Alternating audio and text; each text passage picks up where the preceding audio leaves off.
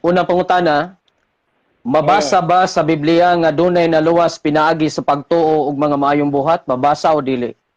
Objection, moderator. Pwede ko mo-object, bro. Objection. Ay, unsa may objection? Oh. Sama sa akong gi-present ganina, bro.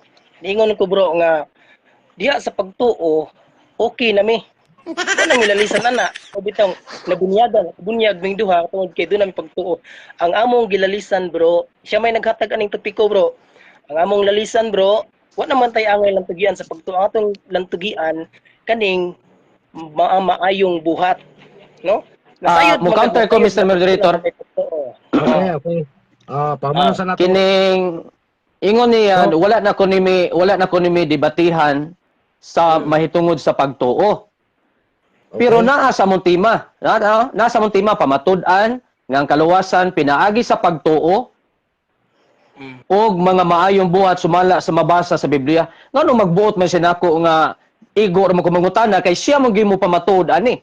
Di siya magbuot nako nga di na komunigar ani pagtuo kay pareho na ko no.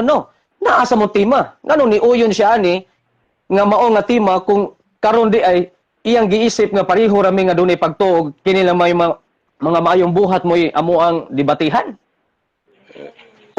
Okay, So, paki-usap ang pangutana, bro, para ma-clarify na to. Akong klarohon na, ang tema, pamatud-an nga ang kaluwasan pinaagi sa pagtuo o mga maayong buhat sumala sa mabasa sa Biblia. Ang akong pangutana mao kini. Mabasa ba sa Biblia nga dunay naluwas pinaagi sa pagtuo o mga maayong buhat?